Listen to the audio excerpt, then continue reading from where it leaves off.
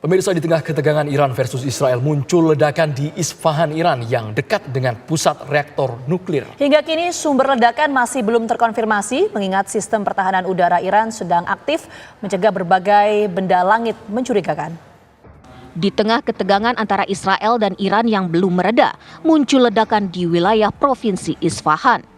Awalnya, penduduk distrik Zardanjan, Isfahan, Iran mendengar suara ledakan pada Jumat dini hari waktu setempat. Media pemerintah Iran mengatakan pertahanan udara negaranya menjatuhkan 3 drone di pusat kota Isfahan. Iran disinyalir telah mengaktifkan sistem pertahanan udaranya di beberapa kota sehingga apapun benda langit yang melintas dan mencurigakan otomatis akan meledak. Sementara pengamat politik Timur Tengah Hasibullah Satrawi meyakini bahwa rangkaian ledakan tersebut diduga kuat berasal dari serangan mikrodrone. Pihak Iran sendiri mengatakan tidak terjadi serangan rudal. Jadi yang dinafikan oleh otoritas Iran adalah serangan rudal, tapi otoritas Iran mengakui bahwa terjadi serangan drone kecil yang menimbulkan beberapa ledakan walaupun tidak sampai fatal, tidak sampai mengganggu parah di Iran. Tapi pihak Iran mengakui bahwa memang ini ada serangan walaupun bukan rudal, dan dari pihak Amerika itu yang justru lebih memastikan bahwa itu adalah sebuah serangan yang dilakukan Israel. Tapi anehnya justru Israel sendiri tidak memberikan komentar. Bahkan otoritas Israel melarang kedutaannya dimanapun untuk memberikan komentar atas serangan ini. Nah, dari fakta-fakta ini saya menduga dengan sangat besar, 99% dugaan saya adalah bahwa ini serangan yang dilakukan, serangan balasan yang dilakukan oleh Israel. Kini otoritas penerbangan sipil Iran dikabarkan juga menghentikan penerbangan di beberapa wilayah udara.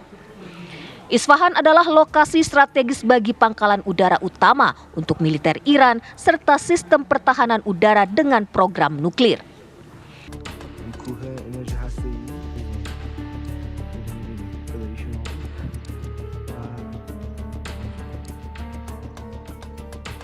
Sebelumnya situasi di Timur Tengah memanas setelah Iran melancarkan serangan ke Israel sebagai bentuk aksi balas dendam atas serangan Israel ke Konsulat Jenderal Iran di Damaskus, Suriah pada 1 April lalu. Lebih dari 300 drone dan rudal diluncurkan ke Israel.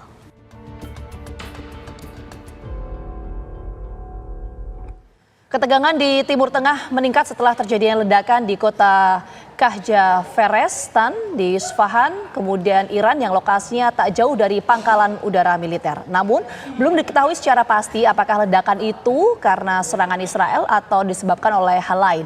Media Iran, pemirsa, Israel hingga Amerika Serikat ramai-ramai membahas soal ledakan itu yang dikaitkan dengan saling serang antara Iran dan Israel dalam beberapa waktu kebelakang. Pemirsa, untuk membahasnya telah bergabung bersama kami ada Ketua Pusat Studi Air Power Indonesia, Bapak Cepi Hakim, dan juga pengamat Timur Tengah, Bapak Nasir Tamar yang sudah bergabung di studio. Kita langsung ke Pak Cepi Hakim. Pak Cepi Hakim, dari ledakan yang terjadi Jumat dini hari di Isfahan, Iran, apakah sudah bisa ditelaah secara lebih lanjut itu berasal dari drone kecil atau memang betul serangan? Ya, dalam situasi konflik seperti ini kita sulit untuk bisa langsung membahas berita-berita yang muncul di permukaan ya. Apalagi sekarang ini kita membahas tentang air war ya, tentang perang udara ya. Kalau di Amerika tuh ada sekolahan itu Air War College ya. Nah, kembali kepada apakah ledakan itu ini bisa terjadi, bisa iya, bisa tidak.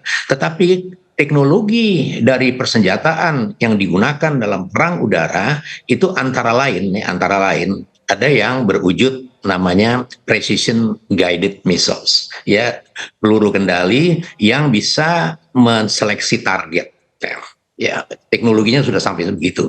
Mengapa? Karena mereka juga memperhitungkan collateral damage ya, dia memperhitungkan dia tidak ke tempat penduduk dan sebagainya, dia mencari sasaran-sasaran strategis dan lain sebagainya. Jadi itu yang bisa saya sampaikan merespon berita tentang ledakan. Yang jelas kedua negara sedang dalam keadaan konflik, ledakan apapun yang terjadi di kedua negara itu patut dicurigai bahwa itu adalah upaya serangan dari musuhnya, dari lawan konfliknya. Oke. Tapi kalau begini Pak Cepi, kalau kita melihat mengenai kekuatan dari rudal presisi ini, kemampuannya seperti apa sih? Apakah bisa kemudian menjangkau pusat militer di lawan konflik atau seperti apa? Ya. Kemajuan teknologi senjataan modern itu sudah canggih sekali ya. Kalau saya menjelaskan secara teknis agak sulit untuk bisa dimengerti, tetapi gambarannya adalah sudah seperti video game ya, menyeleksi target begini dengan long distance command and control, dengan satellite based command and control dan sebagainya. Itu teknologi. Tetapi dalam konflik yang terjadi seperti ini, maka pasti kedua belah pihak akan menahan diri dalam menggunakan nuclear power yang berskala global. Dan itu sudah terbukti kalau kita melihat sejarah pada tahun 45 Hiroshima dan Nagasaki dibom, itu kemudian tidak sampai 1 minggu Jepang menyerah dan Perang Dunia usai, game over. Kemudian pada tahun 1947 sampai dengan 1991 itu terjadi perang dingin ya, perang dingin antara Blok Timur dengan NATO dengan Fakta Warsawa. Selama 44 tahun ya, mereka cuma saling gertak aja. Tetapi di sisi lain dari saling gertak itu, mereka mempersiapkan diri. Yang kita lihat di permukaan adalah perlombaan peningkatan modernisasi senjata. Military industry berkembang pesat pada ketika perang dingin berlangsung. Nah, kemudian kalau kita melihat pada tahun 61 itu ada peristiwa Teluk Babi namanya, yaitu pada waktu Amerika mau membantu pejuang Kuba untuk menyerbu Teluk Babi, kemudian last minute Presiden Kennedy membatalkan. Kenapa membatalkan? Karena Uni Soviet pada waktu itu mengatakan kalau Kuba diserang, Uni Soviet akan masuk di situ, sehingga dia berhenti. Pada tahun yang sama 61 atau 62 Indonesia melawan Belanda. Belanda itu negara NATO ya.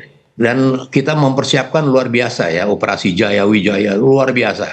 Dan itu kemudian juga dihentikan atas inisiatif Amerika, dibujuk dalam tanda petik terhindar. Jadi ada deterrent power di situ. Dan deterrent power ini dengan berkembangnya teknologi itu sangat fantastis. Kalau kita melihat pada tahun 1981, Israel yang memiliki konsep pertahanan udara yang sangat ofensif, dia menyerang reaktor nuklir Irak di Osirak. Dan dia nggak peduli dia akan dikutuk, tetapi dia menyelamatkan negaranya sebelum Irak memiliki senjataan nuklir dengan pembangunan proyek nuklir Irak di Osirak. Dan itu semua memberikan pelajaran bagi kita bahwa penyebab perang terbesar itu hanya dua, yaitu perebutan teritori yang fokusnya antara lain tentang border dispute, dan yang kedua adalah natural resources yang fokusnya adalah energi. Baik, Pak Cepi. Sedangkan penghenti perang yang paling ampuh adalah nuclear power dengan skala global. Dan itu sejarah sudah menghidangkan kepada kita semua bahwa itulah semua yang terjadi sekarang ini. Dengan kemajuan teknologi yang mutakhir yang kita alami sekarang ini, yaitu dengan kita sudah masuk dalam 10-15 tahun terakhir masuk ke dunia cyber, maka medan perang itu sudah bertambah. Cyber itu sudah menjadi domain kelima setelah land, water, air, and space. Daratan, perairan, udara, dan ruang angkasa. Ada domain yang kelima yang bernama cyber. Sekarang kita kita membahas tentang error yang berada di dalam domain cyber, yaitu ciri khasnya artificial intelligence, autonomous system, dan penggunaan drone. Pak Cepi, sebenarnya ada pernyataan yang menarik yang Bapak ungkapkan adalah dari historinya Israel tidak pandang bulu, reaktor nuklir pun pernah diserang. Sampai sekarang belum ada pihak yang mengklaim ini serangan siapa yang terjadi di Isfahan, Iran ini. Pak Nasir, pandangan Anda seperti apa, Pak? Israel memang tujuannya itu membuat sebuah negara di mana semua orang Yahudi bisa mendapat tempat tinggal di situ. Selama ini kan mereka nggak punya negara kan kayak gitu. Jadi itu mempertahankan diri mereka, kut ke kut, apapun juga akan digunakan. Itu kita mesti pahami ya. Dan tapi Iran juga sebuah negara yang orang-orangnya sangat berani. Saya melihat pada perang Iran melawan Irak yang berlangsung selama 8 tahun. Sehingga saya menulis buku tentang itu, bahwa orang-orang Iran itu sangat berani mati. Jadi kita melihat dua negara yang sangat mempunyai pengalaman dalam berperang, dan dua-duanya itu orang-orangnya itu berani mengorbankan diri demi kepentingan agama atau demi kepentingan negaranya. Oke, itu dua keberanian dari dua negara. Tapi kemudian apakah ini bentuk serangan balik dari Israel ke Iran? Singkat sebelum kita jeda. Jadi kalau saya melihatnya begini, ini kan semacam peningkatan dari eskalasi. Kenapa? Sebelum ini selama 10 tahun lebih itu Iran dan Israel itu saling menyerang tapi diam-diam gitu. Menggunakan proksi begitu ya? Proksi, dan kemudian Israel kan memusnahkan, membunuh saintis Iran, kemudian juga Akademi Iran yang ahli nuklir, ahli persenjataan semua. Pokoknya dua-duanya itu main kan. Dan selalu pakai pihak ketiga. Tetapi kali ini secara terbuka Iran menyerang Israel. Israel sebelumnya menyerang konsulat Iran yang di Damaskus. Tapi kali ini langsung Iran memulai sebuah tren baru gitu ya, menyerang Israel. Dan Israel juga kemarin malam langsung menyerang ke Isfahan, sebuah tempat yang merupakan pusat teknologi persenjataan dan juga tidak jauh dari reaktor pusat nuklir Iran di kota, di wilayah namanya Natan. Oke, jadi ini adalah bentuk, menurut Pak Nasir, ini adalah bentuk serangan dari Israel kepada Iran ya Pak ya. Nanti kita coba dalami lagi soal hal ini, tapi kita jeda dulu. Kami kembali hadir saat lagi untuk Anda.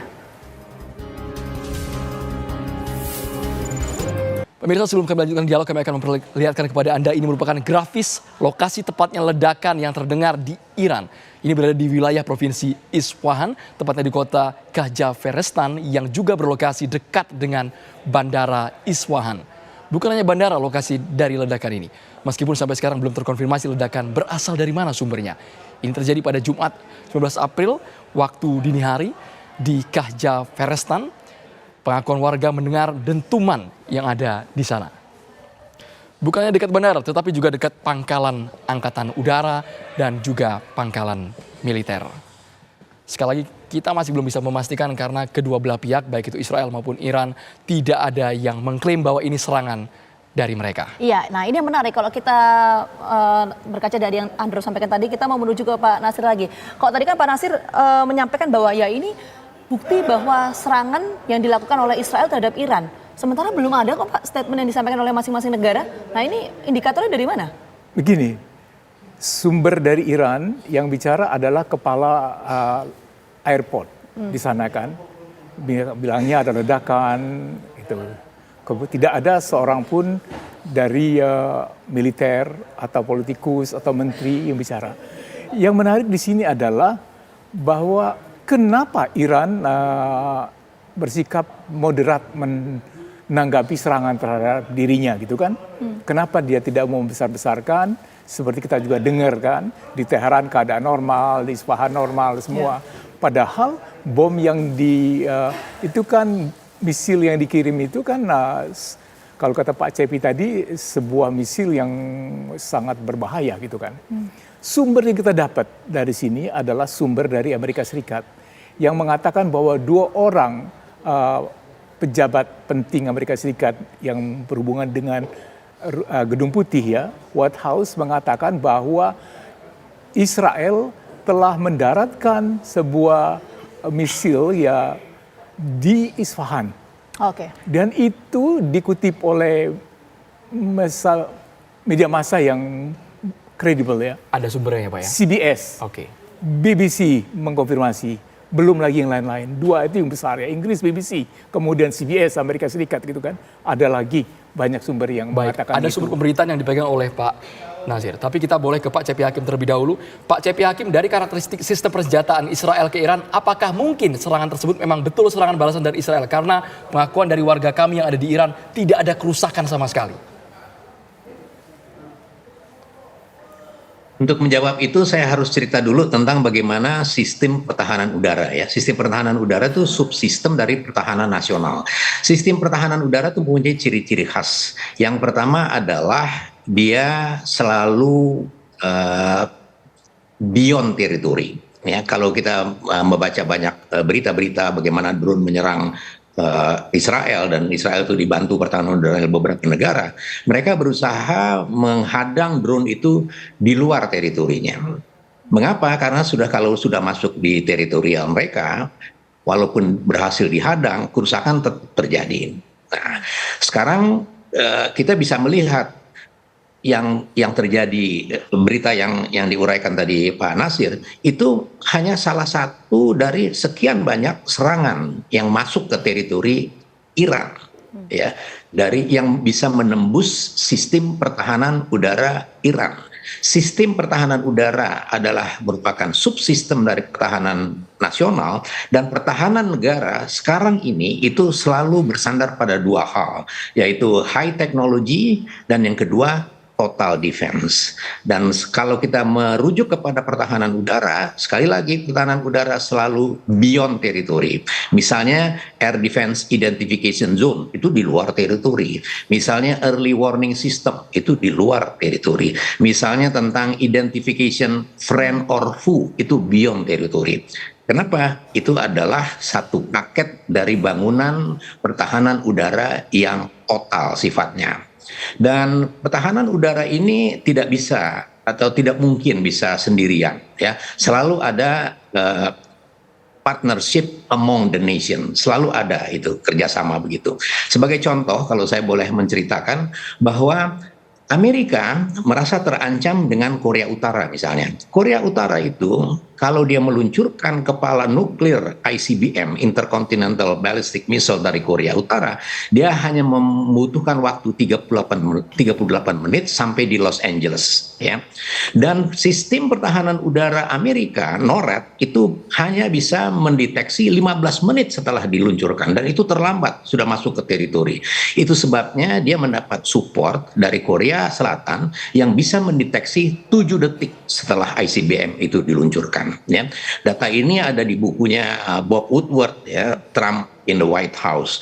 Dan yang menarik lagi bahwa partnership among the nation dalam konteks pertahanan itu selalu dibungkus rapi, ya, dibungkus rapi di mana? Karena data-data itu ternyata berada di KORUS. KORUS itu Korea United States Free Trade Agreement. Pada waktu Donald Trump duduk di Gedung Putih, karena dia bisnismen, dia ingin mengefisiensikan perekonomian nasional. Dan salah satu perjanjian antar negara yang dilihat boros dan Amerika itu defisit terus adalah KORUS. Jadi dia mau membatalkan itu. Untuk seorang presiden membatalkan itu, dia harus mendapatkan persetujuan dari Pentagon dan National Security Council. Disitulah ketahuan ada secret agreement di bawah perjanjian itu, yang isinya tadi yang saya sampaikan itu. Jadi betapa berbahayanya perjanjian-perjanjian antar negara yang di permukaan kelihatan cantik, tetapi di dalamnya mengandung special access program dan top secret agreement yang bahkan presiden pun tidak tahu. Oke, Pak Cepi. Pak Cepi, tadi ada yang belum terjawab. Jadi kalau kita bicara soal senjata rudal presisi misil ini, apakah bisa dideteksi memang dari negara mana, betul Israel kah, atau di luar Israel atau seperti apa? Bisa nggak dideteksi? Oh, bisa sekali. Sistem deteksi dari pertahanan udara Iran itu pasti mengetahui tracknya dari mana. Dan tadi sudah saya sampaikan beyond territory. Dari kalau negara dalam keadaan alert one, dalam keadaan perang, maka semua alat pendeteksi itu hidup dan dia mengetahui betul trayektori dari drone, dari pesawat, dari apapun yang akan menuju ke teritori mereka, dan dia berusaha menghancurkan beyond teritori, ya, di luar dari teritorinya. Kenapa? Karena kalau sudah masuk di teritorinya, maka kerusakan yang dialami walaupun bisa diintercept itu tetap akan ada korban di negerinya, di daerah teritorinya. Dan salah satu ledakan itu saya percaya adalah hanya satu dari beberapa serangan yang dilancarkan oleh Israel. Baik Pak Cepi, meskipun tidak ada daya rusak sama sekali, apakah serangan simbolis ini akan terus berlanjut, eskalasi makin tinggi Pak Nasir? Ya, seperti saya katakan tadi, sekarang tingkat permusuhan antara Israel dan Iran sudah menjadi terbuka. Dengan yang dulunya memakai proksi, tiba-tiba sekarang Iran menyerang secara terbuka, Israel juga menyerang secara terbuka. Dan ini akibatnya bisa fatal. Karena siapa yang bisa mengatakan bahwa kalau sudah pernah menyerang satu kali tidak akan menyerang lagi. Jadi panas gitu. Dan juga negara-negara lain yang mau ikut campur di dalam memenangkan kepentingan nasionalnya gitu ya, akan ikut-ikutan di dalam situ. Seperti saya katakan, Perang Dunia Pertama itu juga pada hal-hal yang remeh gitu ya. Dan Perang Dunia Kedua juga awalnya begitu. Dan ini macam main kucing-kucingan gitu ya. Pertanyaannya begini, kenapa bukan Israel yang menyampaikan kepada dunia bahwa itu serangan mereka? Sehingga sumbernya itu datang dari Amerika Serikat. Tapi yang kita ketahui faktanya, sebelum penyerangan, Netanyahu sudah menelpon Biden mengatakan akan ada serangan balik dalam 24-48 jam. Dan sebelum 48 jam udah berlaku kayak gitu. Dan kita bisa melihat di sini bahwa kalau Israel itu mengakui itu serangan dia bisa disalahkan juga. Kamu yang menyerangkan, dan PBB kan ya, bisa menggunakan alasan itu di Dewan Keamanan. Kamu memang tukang perang, gitu. Kamu selalu menyerang gitu kan. Dengan Amerika yang menyatakan itu secara tidak langsung pada dunia, tanggung jawab dari Amerika. Israel bisa bilang, bukan kita yang mengatakan loh, bukan saya. Itu alasan kenapa Israel Amerika kemudian tidak memberikan statementnya ya Pak Nasir ya. Oke, baik. Ini sekali lagi terima kasih banyak Pak Nasir, dan juga sebelumnya ada Pak Cepi juga yang bergabung sama kami. Terima kasih atas waktunya, sehat selalu.